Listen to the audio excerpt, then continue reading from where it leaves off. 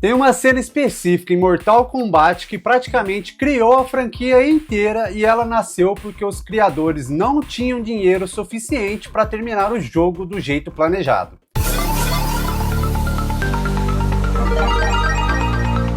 E o mais absurdo, o personagem mais importante da franquia surgiu literalmente de um erro de produção. Sem isso, talvez Mortal Kombat nunca tivesse existido. Pior, a ideia original nem era Mortal Kombat, era um jogo de Jean-Claude Van Damme. Quando a maioria das pessoas pensa em Mortal Kombat, pensa em violência, fatality, sangue e polêmica. Mas a origem da franquia é muito mais estranha do que parece. Porque Mortal Kombat nasceu numa mistura completamente improvável de filme de ação dos anos 80, digitalização caseira e limitação técnica. Uma tentativa desesperada da Midway de competir contra Street Fighter 2.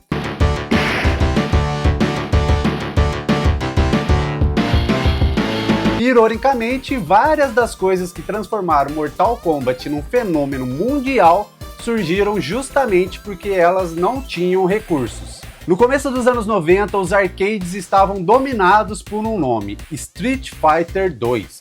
A Capcom praticamente redefiniu os jogos de luta, então a Midway precisava responder rápido. Existia um problema, eles não tinham a mesma estrutura, o orçamento e nem mesmo o nível técnico da Capcom naquele momento. Foi aí que entrou um detalhe que quase ninguém lembra hoje.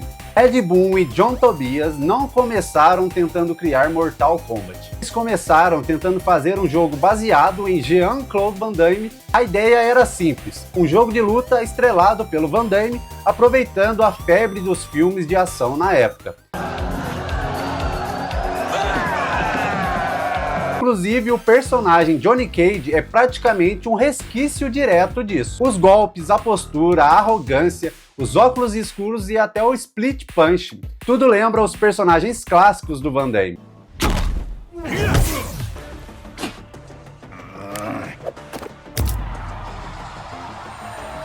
Só que a negociação não aconteceu e é aí que aconteceu a primeira grande virada da história. Sem a licença do Van Damme, eles precisavam criar um universo próprio, só que o prazo era curto, muito curto. Então eles decidiram fazer algo completamente diferente visualmente. Enquanto Street Fighter usava splits desenhados à mão, Mortal Kombat começou a usar atores reais digitalizados. Hoje isso parece bem comum, mas na época era estranho e quase experimental. Os atores eram filmados executando movimentos reais e depois transformados em splits dentro do jogo. E aqui entra um detalhe muito importante, aquilo não foi feito porque era mais avançado.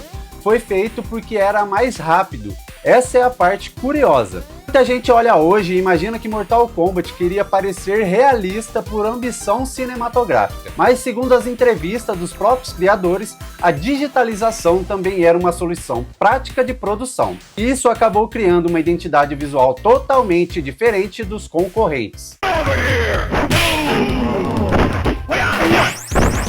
Agora vem uma das curiosidades mais famosas da franquia, mas pouca gente entende o real motivo. Scorpion e Sub-Zero nasceram praticamente do mesmo split. A equipe tinha pouco espaço de memória, então eles reutilizaram o mesmo ninja, mas mudavam apenas a cor da roupa. O amarelo virou Scorpion e azul Sub-Zero. Existe uma camada mais interessante nisso. Essa limitação técnica acabou criando uma rivalidade que virou o coração da franquia inteira, porque os dois ficaram visualmente parecidos, mas filosoficamente opostos. Isso virou um símbolo de vingança e inferno, e o outro virou disciplina e assassinato frio, literalmente. Anos depois, essa rivalidade se tornou tão importante que praticamente sustenta a série inteira. Ou seja, uma economia de memória criou uma das rivalidades mais famosas do videogame. Quando Mortal Kombat apareceu nos arcades em 1992, ele causou um impacto imediato. Mas existe uma diferença importante aqui. A violência do jogo não era só um exagero gratuito. Ela funcionava como estratégia de sobrevivência, porque competir diretamente com o Street Fighter seria quase impossível. Então Mortal Kombat precisava ser reconhecido instantaneamente, e conseguiu. Fatalities viraram conversa de escola, revista, locadora e arcade. As pessoas se juntavam para descobrir segredos e isso importa muito. A parte da fama inicial de Mortal Kombat veio do mistério. Na época, a internet praticamente não existia para o público comum.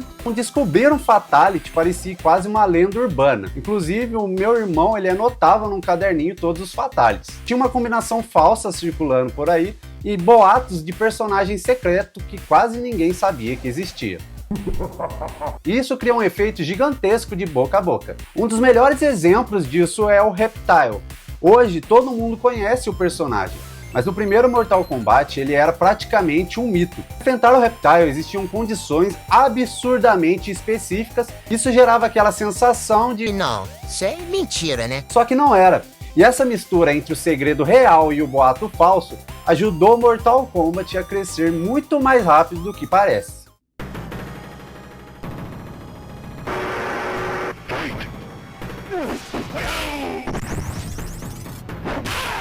O jogo não terminava quando você saía do arcade. Scorpion, win. E aqui entra uma parte muito importante da história. Nos Estados Unidos, Mortal Kombat começou a ser criticado publicamente pela violência, especialmente durante audiências do Senado americano nos anos 90 sobre videogames violentos. Esse debate envolveu também jogos como Night Trap, e isso levou à criação do ESRB, o Sistema de Classificação Etária dos Jogos. Ou seja, Mortal Kombat ajudou indiretamente a mudar a indústria inteira. Mas existe uma ironia enorme aqui. A polêmica acabou funcionando como propaganda gratuita. Muita gente queria jogar justamente porque diziam que o jogo era proibido ou violento demais. Isso aumentou ainda mais a popularidade da franquia. Inclusive, teve uma época em que a SEGA se destacou na frente da Nintendo porque a SEGA permitia sangue nos jogos do Mortal Kombat e a Nintendo censurava isso. Para ver um detalhe que muita gente não conhece. Fatalities quase foram removidos e, segundo entrevistas antigas da equipe, existia preocupação de que aquilo pudesse afastar jogadores ou causar uma rejeição interna. Só que aconteceu o contrário, os Fatalities viraram a assinatura da franquia e tem um detalhe interessante. Nos primeiros jogos, os golpes normais eram tão violentos comparados ao que veio depois. O Fatality funcionava quase como uma recompensa final absurda e era um momento de espetáculo. E isso ajudava muito no fator replay. As pessoas queriam descobrir todos eles. Agora vamos voltar lá no comecinho, porque o detalhe mais importante da origem de Mortal Kombat talvez seja justamente o personagem mais misterioso da franquia, o Ermac. Durante anos, muita gente acreditou que Ermac era um personagem secreto escondido no primeiro jogo, mas isso surgiu por causa de um detalhe técnico. No menus de diagnóstico do arcade aparecia a sigla Ermax, que significava erros macros. Era basicamente um contador interno de erros do sistema, só que os jogadores começaram a acreditar que aquilo era um ninja secreto escondido no jogo. A lenda cresceu tanto que a Midway decidiu transformar o boato em um personagem oficial anos depois.